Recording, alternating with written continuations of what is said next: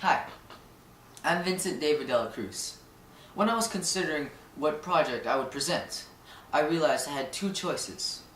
One, the urban outreach mission trip that I went to last summer, or two, the Pearl Harbor documentary that I did for my 8th grade independent project.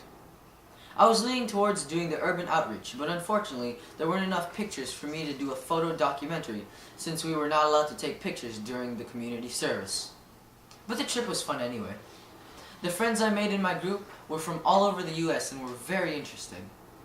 But not only did I enjoy the interaction with kids different from me, I also enjoyed the wonderful feeling of being able to help those less fortunate people living on the streets of LA and San Diego.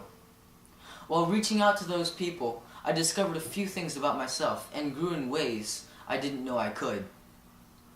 The Pearl Harbor documentary, however, was also very satisfying. In the course of doing the project, I read and learned about the horrors of war and the evil that lurks in the hearts of men, and the heroism and countless nameless US men that died that day. I hope you enjoy this simple documentary I did to honor the men who lost their lives that very day.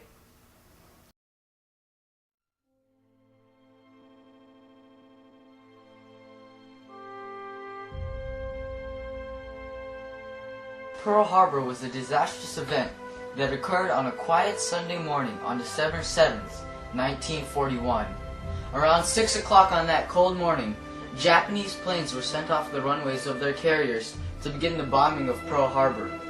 The carriers had three types of planes. The Nakahima B-5N was the first type, a bomber that carried 3 men. This plane carried torpedoes and had a gunner with a machine gun. The second was the Aichi D3A1, a dive bomber. The Aichi carried 2 men with a backwards-facing gunner. The last was the Mitsubishi A6M Racing, or the Zeke. The Zeke was a fighter plane used to defend the carriers and bombers of the Japanese. This plane only had 1 man who both flew and fired the weapons. There were also some Marines in the surprise attack, which snuck in Pearl Harbor before it actually began. Amazingly, the planes were picked up on radar around 130 miles away from Oahu, and the commanding officer was quickly notified. The officer made a great mistake though, because earlier he had been told there was a group of American bombers coming from California, and he thought that was what he was seeing. He told his men not to worry. When the bombers did arrive, nobody was ready.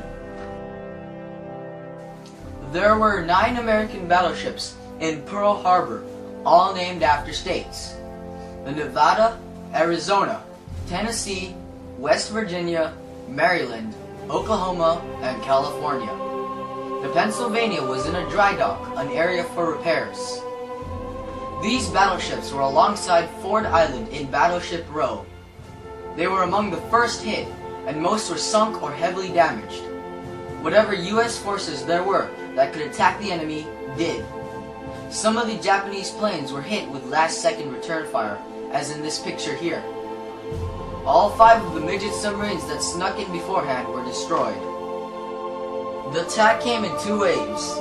The first wave succeeded in scoring many hits, destroying 7 of the battleships. They also blew up most of the planes on the runways and in the hangars. The Arizona went down in the worst way possible. A dive bomber had hit its ammunition compartment containing about 1,600 pounds of gunpowder. This gunpowder exploded, causing such a great explosion that the Arizona was lifted up out of the water and broke in 2. The entire crew of over 1,100 men were all brought down with the Arizona. The explosion also set neighboring battleships on fire. The second wave was sent to finish off Pearl Harbor. The bombers destroyed the battleship Pennsylvania and forced the final battleship, the Nevada, to run aground while fleeing.